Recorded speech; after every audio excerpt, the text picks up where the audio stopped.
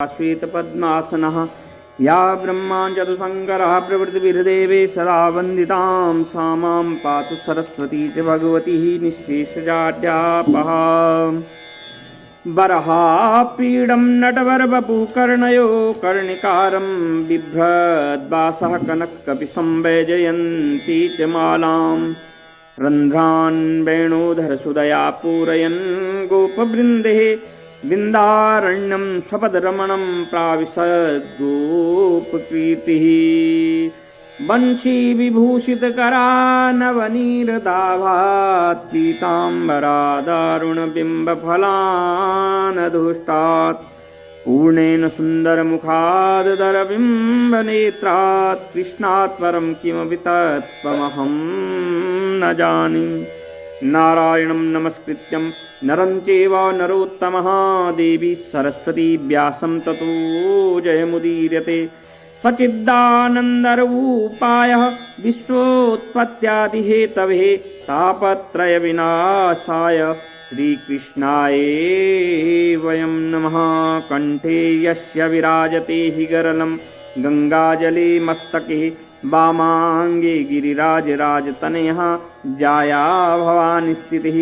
नन्दीस्कन्दगणनाथ रुद्रसहिता श्रीतुङ्गनाथ प्रभु केदाराञ्चल संस्थितो हि सततं कुर्यात् सदा मङ्गलम्। बोलो भवानी शंकर कैलाशपति महादेव की जय। बोलो राधा कृष्ण बांके बिहारी लाल की जय। बोलो भगवती जगदम्बा मैया की जय। बोलो तुलसी मैया की जय। बोलो गंगा मैया की जय। बोलो कार्तिक महात्म्य की जय। बोलो सत्य सनातन धर्म की जय। तो कल हमने जो है भगवान वामन के अवतार की कथा सुनी है और बलि को जो है रसातल में जाने की कथा सुनी है कि भगवान जो है नारायण का वामन अवतार कितना सुंदर था। बलि जो है भगवान के अवतार पे कितना मोहित हुआ, कितना प्रभावित हुआ। और बलि जो है अपने अश्वमेध यज्ञ में जो है भगवान का आह्वान कर ही रहा था, नारायण लक्ष्मी नारायण का, कि जो है वहां जो है नारायण जो है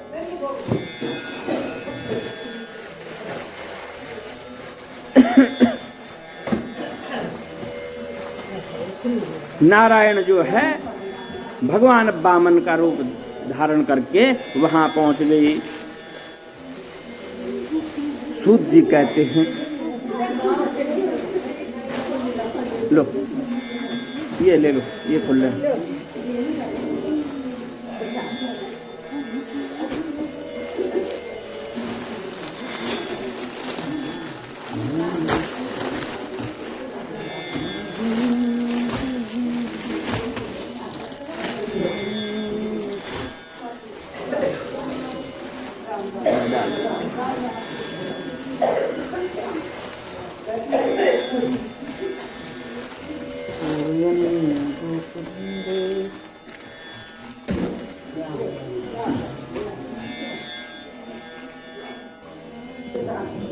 सूत जी क्या कह रहे हैं कि भगीरथ के वंश में सौरदास नाम का एक राजा हुआ था, जिसका पुत्र मित्रसह था। मित्रसह गुरु वशिष्ठ जी के शाप से राक्षस हो गया था, परंतु जो है गंगा जल के प्रभाव से वह भगवान के परम पद को प्राप्त हो गया। ऋषि पूछने लगे कि हे सूत जी, गुरु वशिष्ठ ने किस कारण शाप दिया था, सो आप कृपा करके वह कथा विस्तार से कहिए। तब सूत जी कहने लगे कि हे ऋषियों, एक समय अति धर्मज्ञ राजा सौरदास कुछ साथियों से शिकार खेलने के लिए वन में गया। वहां पर अनेक मृगों का शिकार किया। फिर भूख तथा प्यास से दुखित हो राजा जो है नदी के तट पर गया। यहाँ पर उसका पुत्र मित्रसह नित्य नियम करता था। राजा ने रात्रि में वहीं पर विश्राम किया। प्रातः काल होते ही वहां से उठकर शिकार की तलाश में चल पड़ा। कुछ दूर जाकर राजा ने देखा कि पर्वत की कंतरा में एक व्याघ्री हैं। राजा ने उनको देखते ही धनुष पर बाण चढ़ाया और उन पर छोड़ दिया। बाण के चलते ही व्याघ्री जो है घायल होकर के गिर गई और कुछ देर तड़पने के बाद वह व्याघ्री जो है मृत हो गई, मर गई। तब व्याघ्र जो है क्रोधित हो गया और राक्षस का रूप धारण करके बड़े क्रोध में आकर के कहने लगा, हे राजन, तुमने मेरे साथ बड़ा अन्याय किया है, इसका बदला मैं अवश्य लूंगा। ऐसा कहकर वह राक्षस अत्यंत दुखित हुआ।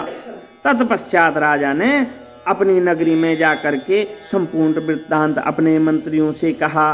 कुछ समय बीतने पर राजा सौरदास ने मुनियों को बुलाकर अश्वमेघ यज्ञ किया और गुरु वशिष्ठ जी ने विधि पूर्वक ब्रह्मादि देवताओं को हवि दे करके यज्ञ संपन्न किया। फिर स्नान करने के लिए नदी के तट पर चले गए। इतने में वही राक्षस जिसकी राक्षसी व्याघ्री को राजा ने वन में मार दिया था, क्रोधित होकर अपना बदला लेने के लिए वहां पर आया और गुरु वशिष्ठ जी को वहां न देख करके उन्हीं का रूप धारण करके राजा से कहने लगा। राजा के पास आकर के गुरु का रूप धारण करके राजा से कहने लगा कि हे राजन, हम मांस खाएंगे, अतः हमारे लिए मांस बनवाओ, हम स्नान करके अभी आते हैं। इतना कहकर वो वहां से चले गया। फिर उसी राक्षस के भेष में रसोइये का रूप धारण करके राजा को मनुष्य का मांस पका कर दिया। जब वास्तविक गुरु वशिष्ठ जी स्नान करके वापस आए तो राजा ने सोने के थाल में सजा हुआ मांस मिश्रित भोजन उनके आगे परोस दिया। किसके आगे? गुरु वशिष्ठ के आगे परोस दिया। तब गुरुजी ने ज्ञान दृष्टि से मनुष्य का मांस भोजन में जान दिया और क्रोध युक्त हो गई, क्रोधित हो गई और राजा को शाप दिया कि हे राजन, तुमने हमको मनुष्य का मांस खिलाने की चेष्टा की है और राक्षसों का जो भोजन दिया है सो तुम जो है राक्षस बन जाओ। तब राजा ने कहा, हे गुरुदेव, आपकी ही आज्ञा का तो मैं पालन कर रहा हूं, ऐसा भोजन आप ही ने तो बनवाया था। यह सुनकर वशिष्ठ जी ने ज्ञान दृष्टि से राक्षस द्वारा राजा को चले जाने का संपूर्ण वृत्तांत जान लिया।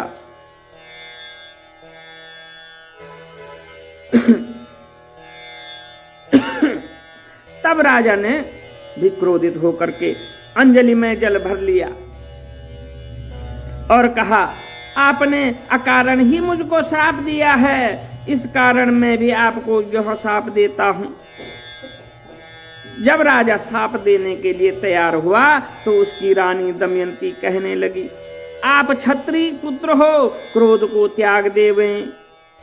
आप जो है गुरु पे, ब्राह्मण पे क्रोध नहीं कर सकते हैं। जो भोग आपके भाग्य में लिखा है उसको भोगो, उसको आपको भोगना ही पड़ेगा। जो मनुष्य गुरु को हुंकार तुंकार करता है वह वन में जाकर के ब्रह्म राक्षस हो जाता है। स्त्री के वचनों को सुनकर राजा क्रोध को त्याग कर विचार करने लगा कि अब क्या करना चाहिए। फिर राजा ने उस जल को ज्यों ही अपने पैरों में डाला त्यों ही उसके पैर जो है काले पड़ गए। इसी कारण वह राजा कालमासपाद नाम से विख्यात हुआ। तत्पश्चात राजा गुरुजी के चरणों में पड़ गया और क्षमा मांगने लगा।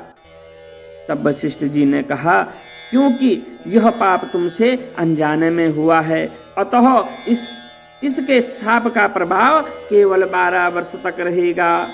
इसके बाद तुम अपने असली रूप में आ जाओगे और अनेक वर्ष तक राज्य भोग कर गंगा जल के प्रभाव से ज्ञान को प्राप्त करोगे।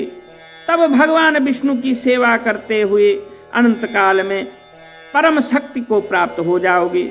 इतना कहकर गुरु वशिष्ठ जी अपने आश्रम को चले गए और राजा राक्षसी देह को प्राप्त हो गया।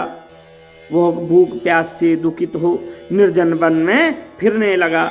वहां से वह अनेक कष्टों को सहन करता हुआ नर्मदा नदी के तट पर आया और वहां भी वह पशु पक्षी मनुष्य सर्प आदि खा करके विचरण करने लगा। संयोगवश एक दिन जो है नर्मदा नदी के तट पर घूमते हुए स्त्री सहित रमण करते हुए मुनि को देखा। भूख से पीड़ित होने पर जैसे ही व्याघ्र मृग को पकड़ लेता है उसी प्रकार उसने मुनि को पकड़ लिया। और मुनि की स्त्री ने जब अपने पति को राक्षस के हाथों में देखा तो वह राक्षस देहधारी राजा के आगे हाथ जोड़कर विनय पूर्वक खड़ी हो गई, बोली कि आप मेरे पति को मत मारो, आप वास्तव में राक्षस नहीं हैं, वरन आप जो है सूर्य कुल में उत्पन्न मित्रसह नामक राजा हो। मेरा पुत्र अभी बालक है, अतएव मैं बिना पति के इस वन में कैसे निर्वाह करूंगी, अतः तुम मेरे पति के प्राण को दान दे दो। प्राण दान के समान अन्य कोई दान नहीं है। उस स्त्री की इस प्रार्थना का राक्षस पर कोई प्रभाव नहीं हुआ और जैसे ही व्याघ्र एक मृग के बच्चे को पकड़ कर खा लेता है वैसे ही उस मुनि को उस समय जो है उसने पकड़ लिया और पकड़ करके खा गया। तब मुनि की स्त्री ने उसे शाप दिया कि जैसे तुमने मेरे पति को मारा है अतः तुम भी ऐसे ही राक्षस देह को धारण करोगे। यह दो शाप सुनकर राक्षस देहधारी राजा क्रोध में आकर कहने लगा कि राक्षस को जो राजा को एक शाप तो था ही, अगला शाप भी मिल गया। तब क्रोध में आकर के कहने लगा कि हे दुष्टे, तुमने एक अपराध के बदले मुझे दो शाप दे दिए हैं, अतः तुम भी राक्षसी हो करके इस वन में फिरती रहोगी। इस कारण वह स्त्री भी पिशाचनी हो गई और भूख प्यास से दुखित हो करके वन में फिरने लगी। तो इसीलिए कहते हैं भगवान की कथा ऐसी है, भगवान नारायण की कथा, कि एक समय जो है जब सुखदेव जी कथा कर रहे थे तो परीक्षित को कथा सुना रहे थे, तो देवता लोग क्या आगे अमृत का कलश कि जो है हे सुखदेव जी जो है आप जो है इस परीक्षित को ये अमृत पिला लो और ये कथा हमको सुनाओ, जो है ये कथा हमको सुनाओ। तब सुखदेव जी कहने लगे हैं वसुधा क्व कथा लोके क्व कांच क्व मणिर्महान् ब्रह्मरातो विचर्येतम तदा देवांजहासः। कहाँ कांच की मणियां और कहाँ रत्न, इस प्रकार जो है तुम देवताओं ने जो है कथा के लिए मोल भाव कर लिया। तुम तो गागर में भर करके अमृत लाए हैं, ये तो खरीदने वाली बात हो गई है, इसलिए जो है तुम कथा के अधिकारी हो ही नहीं है। इसलिए जो है देवताओं के लिए भगवान की कथाएं दुर्लभ हैं। स्वर्ग में सुख तो प्राप्त हैं, भोजन अच्छा है, सोने के लिए अच्छा है, सब कुछ सुविधाएं हैं, पर भगवान स्मरण का समय नहीं है। वहां वही मिलेगा जो हमने यहाँ स्मरण कर लिया है। वहां जो है सब सुख मिलेगा परंतु नाम जप का समय नहीं मिलेगा। वहां सिर्फ सुख भोगने के लिए जाना पड़ता है। इसलिए कहते हैं देवताओं के लिए यह कथा दुर्लभ है। इसलिए हमें इस जन्म में यह कथा सुन लेनी चाहिए और अपने हृदय में धारण कर लेनी चाहिए। बोलो कार्तिक महात्म्य की जय।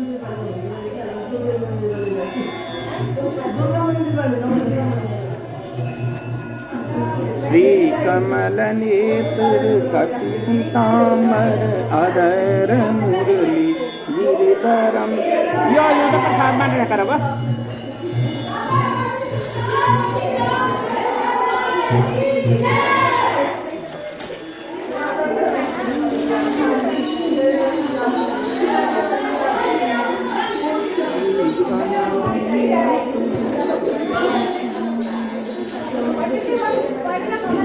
हाँ श्री कमल नेत्र कटि पीताम्बर अधर मुरली गिरधरम मुकुट कुंडल करल कुटिया सांवरे राधेवरम फूल जमुना धेनु आगे सकल गोपियाँ